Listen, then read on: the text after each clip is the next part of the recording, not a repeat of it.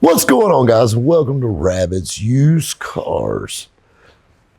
I was having lunch the other day with one of my old dealership buddies, and we got to trading war stories back and forth, new car stories, all the dealership stuff. And I've said this before, but it's so true how every dealership has the same people working at it. You always have that slack ass sales guy that literally the only way he makes a sale is it just falls in his lap. You always get that one sales guy that's like the sweeper that picks up everything, and you got that one closer guy that thinks he's really good, but really isn't. And of course you always get that one girl working in the business office that's, she's that girl. And we laugh and all that. So naturally, working in dealerships, no matter if you're in Tulsa, Oklahoma, and I'm in Greenville, South Carolina, and we start talking about dealerships, we naturally have something in common just because they're all wired the same. And every dealership that I ever heard of had these same people working at it. You always got an FI guy that's a total dipshit. And it's like, I guess that's how dealerships are supposed to work because that's how they are. But we got to talk about dealership stuff. And he's still in that life. And, you got to think about it. I'm kind of like an outsider in the dealership world now. I'm out independent. We get to talking and it's funny, the tricks that we played and did and done. It's funny how cutthroat sales are. And I have people ask me all the time, Rob, I want to go work in a new car dealership. What do you recommend? Or Rob this or Rob that. And it's like, I tell them, hey, there's nothing to it but to do it. Because you can't explain in a message what to expect. Because they're all a little different. It's a very cutthroat game. Nobody is your friend in sales. I mean, it may be your buddy, y'all may have a beer together, pat each other on the back, tell dirty jokes, whatever. But that guy that's selling with you is not your friend. If you were laying on the floor flopping and he had a deal going across the room, you're dead. That's how sales works. You got to understand that 90% of dealerships, unless you work for them weird ones that are like one price, no commission crap, which you're just test drive monitors at that point. But if you're a true salesman, you work on straight commission. If you don't sell, you don't eat. And it's very hard to adjust to that. And I think that's the biggest problem with it. But anyway, talking about dirty tricks and things of that nature, we got to talk and he goes, what's one of the sleaziest things you've done? And you got to understand when you work for a franchise dealer, like, Ford or Kia or Chevrolet or whatever, Dodge, whatnot.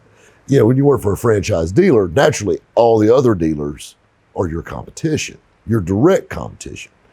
And I'm not talking, it's like that's your team. It's kind of like high school all over again. If you went to this school and this school, that's your rival high school. Well, that closest Ford dealership to you, that's your rival dealership. And so naturally, you guys are not friends. You unfortunately will have dealings with each other because, whether you're trading inventory or swapping cars or something like that. But even those deals get hairy because you don't like dealing with the enemy. So you're going to make life hard on them, or you're going to have to go extremely your way to get it or out of the way to get it because, they have it and you don't. And they're going to make life, they're like the big brother, and they're going to make life hard on you. And the story that popped in my head when he said that, and we got to talking about rival dealerships, you got to think about the Ford store that I was at was a small to medium-sized Ford dealership.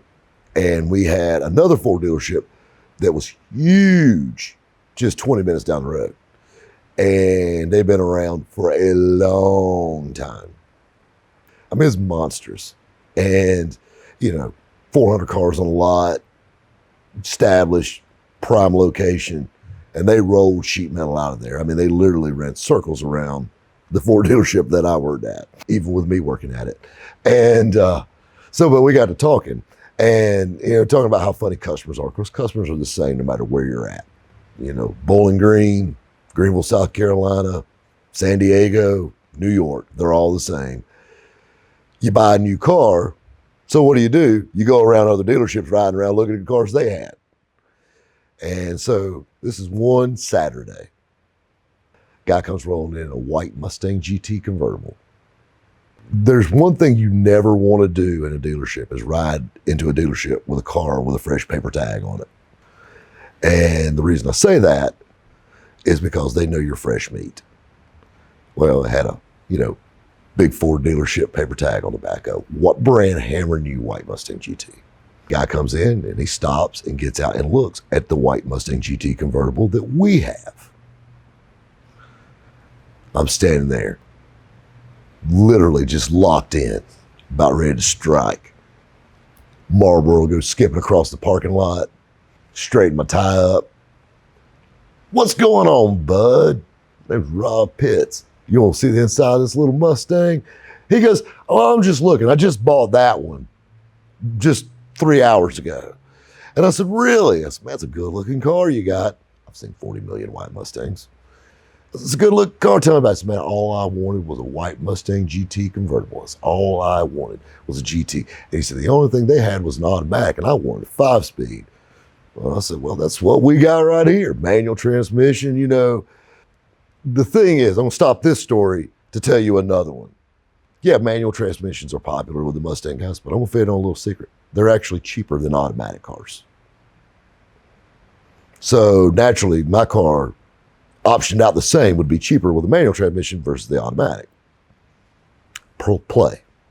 Pick back up. Let me unlock this thing, show it to you. And sure enough, white, black leather guts, black top, virtually the same car, except mine had a manual. His had a slush box. He goes, man, I want a manual. He said, they didn't have one. They didn't have one, And I said, well, we got one. He goes, yeah, but I just bought this one. I said, let's take it up the road. I didn't even get a copy of his driver's license. We fire that bad boy off, back her out, zip it up the road. He goes, man, I love this thing. And he goes, man, I wish I shopped here first. And I said, I might can help you. He goes, well, man, I can't trade this thing in. He said, I want to be like upside down in it. I said, no. I said, did you buy it straight out? He said, yeah. I said, so you didn't trade anything in? He goes, yeah, I got all my paperwork in the car. Oh, really? And you just bought it this morning? I said, tell you what, let's step into my office. We done came back from our test drive. We get out and lock the car back up. I said, grab that paperwork and grab me a fresh cup of coffee. We sit down at my desk and I go through all his paperwork and looking. He's financed through Ford Motor Credit, yada, yada, yada, blah, blah, blah, Mustang, da-da-da-da, no trade, da-da-da-da. They sold him on a bunch of extra BS he didn't need. Out the door, and I'm trying to remember the price. I don't remember to the dollar right off. But our car was about $3,000 more than what he paid for his car. So that's what he negotiated off the price. I said, your payment's this. What would you do if I could put you in that manual car for $50 less a month? He goes, well, I'd take it a minute, but I got this car. And I said, and I can make that one go away. Like it never happened. You took an extended test drive and changed your mind. He goes, well, I said, would you sign up today? I said, this is the crucial part. You got to sign up now. I could put you in that manual car for less money. Well, I guess so. I said, hold that thought. Takes paperwork and I go see the man in the ivory tower, which was our sales manager at the time, and basically a little hutch up there where he basically kept an eye on the sales floor. I walked over to him and handed that paperwork and I said, we need to unwind the deal. And he goes, whoa, this ain't our deal. And I said, I know. I said, do you know the state of South Carolina, you got 3 days to return a new car. They don't tell you that because they don't want you to know that. And this in every state's a little different, but here in the SC, 3 days, if you bought it new and you change your mind for any reason whatsoever, they have to take it back. They may fight it, they may try to talk you out of it, but they have to honor it. It's state law.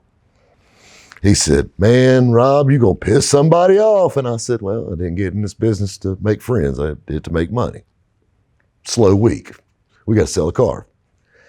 So I basically take that paperwork and just a top customer survey credit app to my FI guy. And I said, I want to unwind this deal and put everything onto this at this price.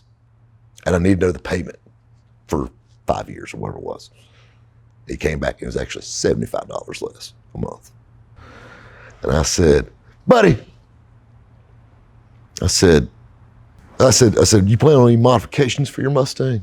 He goes, I want to put me some exhaust on it. I said, really? So I tell you what, I'm going to save you $75 a payment. So in 4 months, we'll virtually pay for your exhaust for this car. Put you a nice set of Flowmasters on or whatever you want.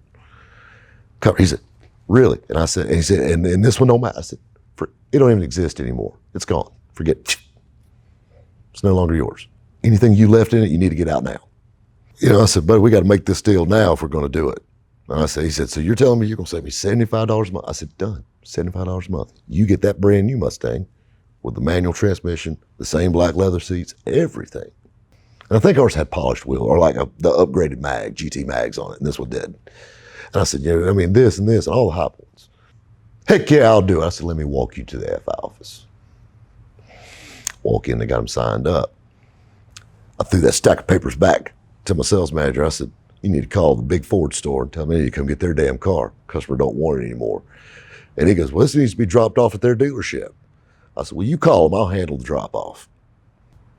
New buyer comes out, gets in his brand new, freshly cleaned up 5-speed Mustang. Out the door he goes.